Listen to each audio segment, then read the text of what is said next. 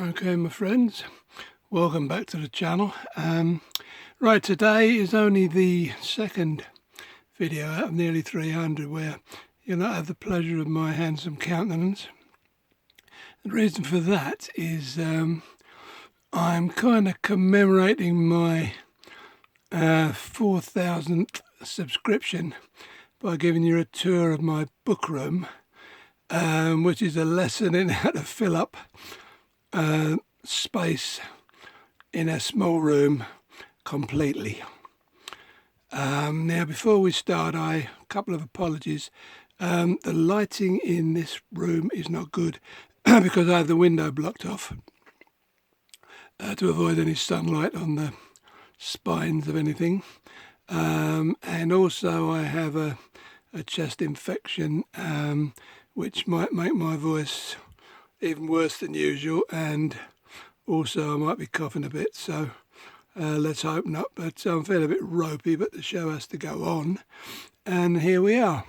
Now, this is just a quick word about the room. It's 7.5 feet by 7.5 feet, which gives me, by my calculation, 30 feet of wall space.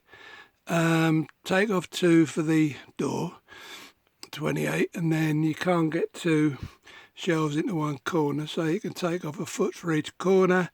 So that means I'm dealing with 24 feet of wall space. Now, in the room there are 2,500 comic books, 2,200 science fiction books, 60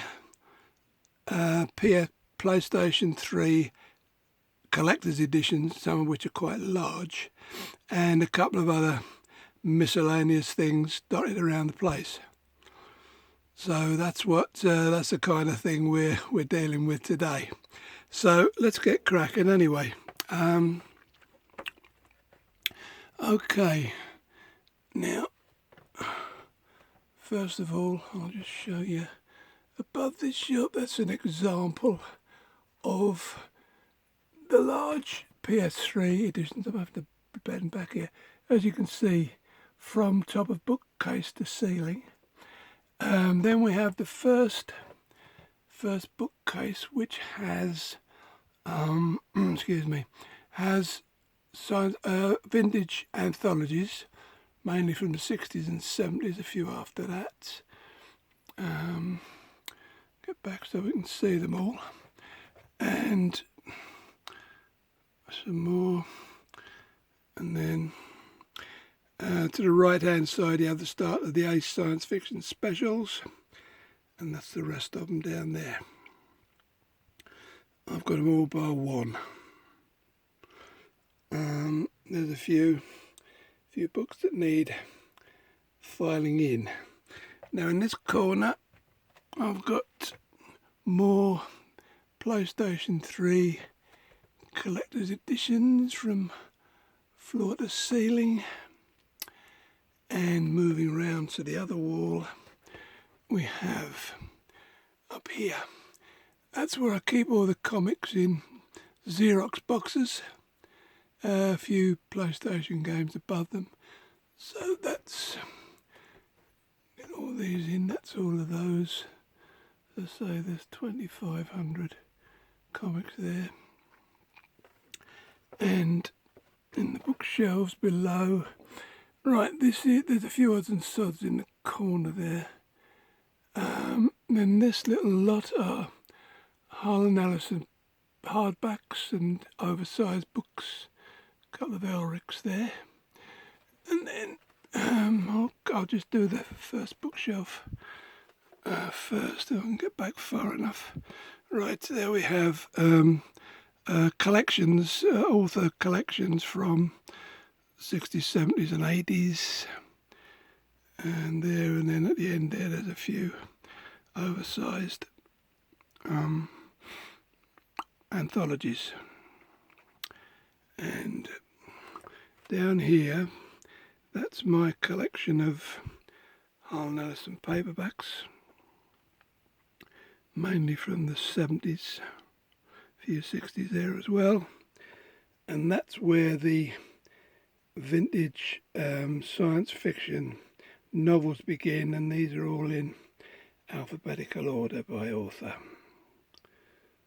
Okay, underneath there, these are all the shadow pulp facsimiles that I have, 136 of those.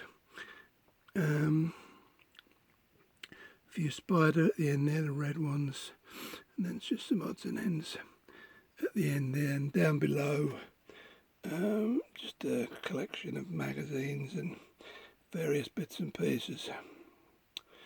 Okay, now to conserve space, I'll just try and get a bit of light on the subject here if I can. To conserve space, I have books behind, so they're double parked.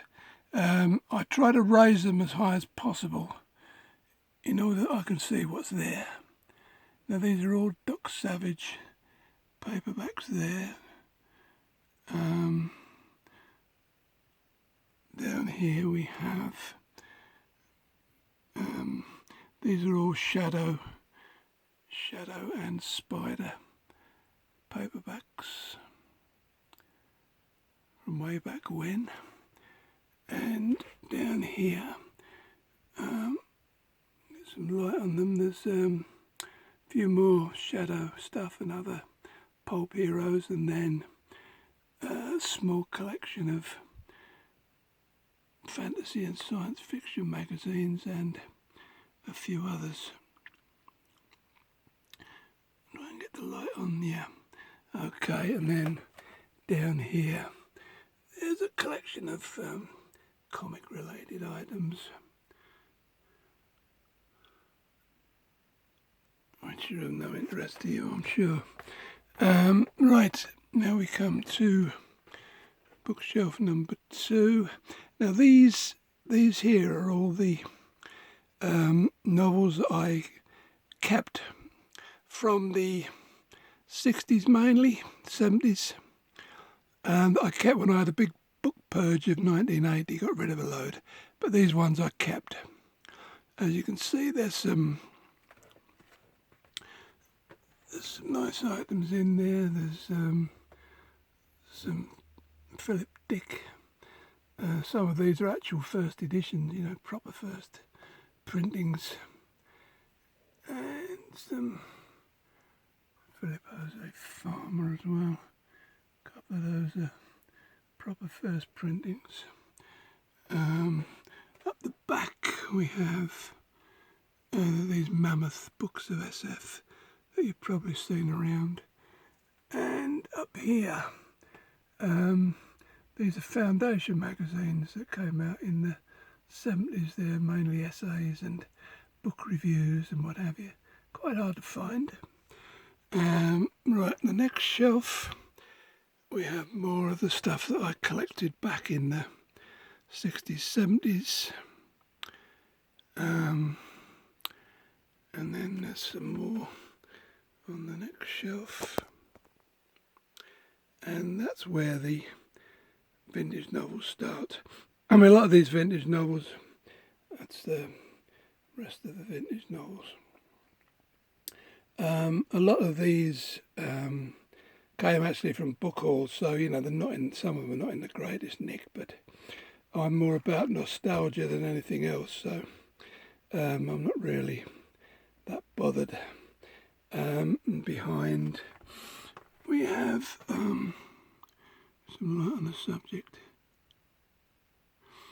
We have some anthologies of Hugo winners and what have you, and then some Frank Frazetta covers, some non-fiction stuff, and then a few odds and ends of William Burroughs and what have you. And the next shelf we have a few ace doubles. I've got enough of them, and then some American anthologies, Clarion, Orbit. I think we've got full sets of those. And the other end there, Terry Carr's Best Science Fiction of the Year. That's the Ballantine editions. Okay, then down here we have Marvel hardbacks, graphic novels, or comics in hardback editions. Okay, so that's them. Right, so that covers that wall. Now next we have, that's the rest of the comic books and a few more collector's editions from PlayStation 3. Just a few odds and sods in there. Next shelf, I don't know, it's interesting. A lot in the corner there with the blue slipcases. They're all old hardback reprints of EC comics from the science fiction EC comics from the 1950s. I'll have to do a video, excuse me, about those one of these days. That's just a selection of magazines and pulp related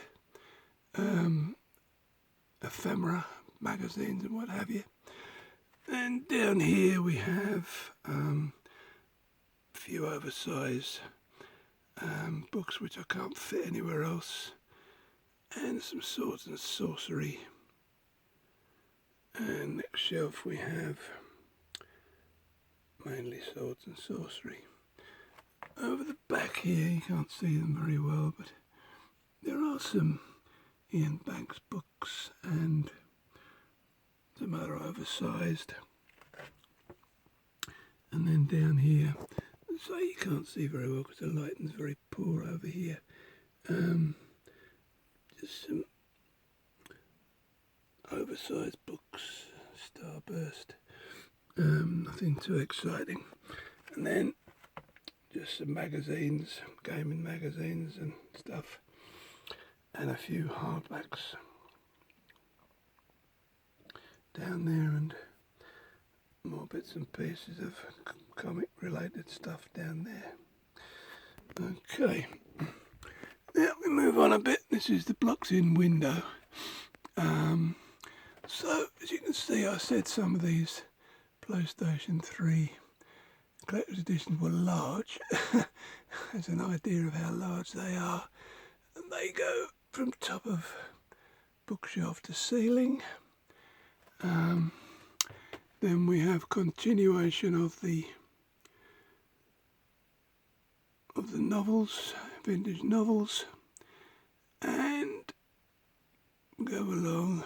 Now I keep my American vintage novels separate because I like American editions and I like to have them separate. So the last 20 or so, the right hand side are all American, and there we have the rest of the American stuff, and above a sea of PlayStation 3 collector's editions. Okay, now I'll just have to open the door and move back a bit to show you these. It occurred to me that I had a bit of space here actually.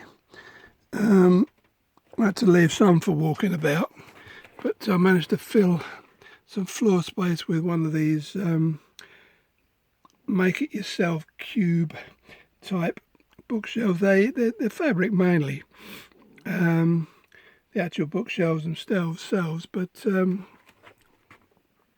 they do hold quite a few books. Let's get the door shut behind me so I can see what I'm doing. Okay, now at the end there, a few very old paperbacks of best of science fictions. We have science fantasy, which I bought a job lot on eBay, a few more compact books, a couple of oversized there. That's some Door hardbacks of the annual World's Best SF, and a couple of odds and sods under there. On the second shelf we have my collection so far of Pan Lozenge, which I'm very much into. those. And then down here a few of the Ace Minis. I think Steve, the outlaw bookseller, asked about these, and I think they called them rack-size books because they fitted nicely into the book racks of the time. And then I haven't got too many of those, but I'm trying to get some more because I do like them.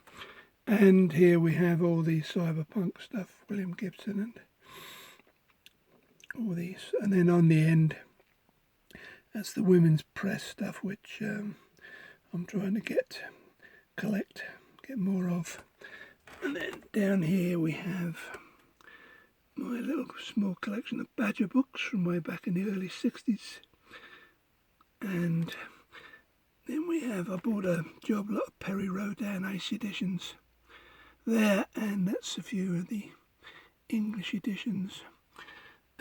Just some PC collector's editions under there. Okay. Now, just have a look at my pride and joy next. Now, these are all my door books, which I've got a lot now. As I've said, many times in my pickup videos, I'm aiming to get all 580 of these yellow spines, and these are the ones I have thus far. You can tell the difference between the sun-faded spines and the really nice ones, but you can't be too fussy.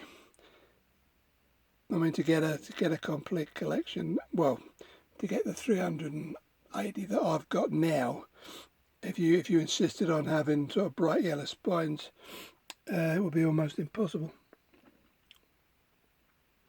to get there. So that's all the doors there, and I've managed to get them in. They're all in number order in that shelf, and then the overspill are over here, and a few more down here. So that's all the doors. A few more collectors, PS3 collectors editions are everywhere, all over the place. And here we have a few Bradbury's, Kurt Vonnegut, a few Dan Simmons down there just to fill the space up, and then down there just more collector's editions and what have you. And behind we have a lot of DC.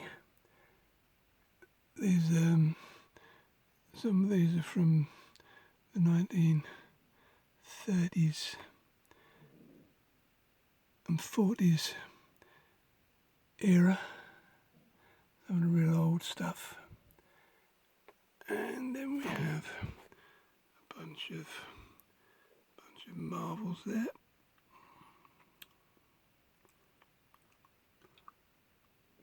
All these got pushed back. They used to be in the front, but they all got pushed back when I started collecting the doors. And then in here we have some more graphic novels and a load of Marvel stuff there, and various bits and pieces. Now down here, which you won't be able to see very well, is mainly contemporary SF behind that row, and again down there. Although no, there's some comic related stuff there. And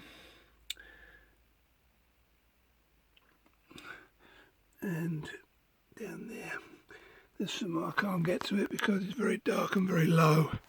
There we have the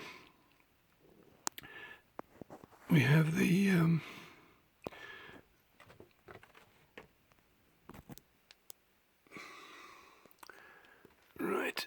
I'll just have to move outside. Oh, I didn't show you the massive.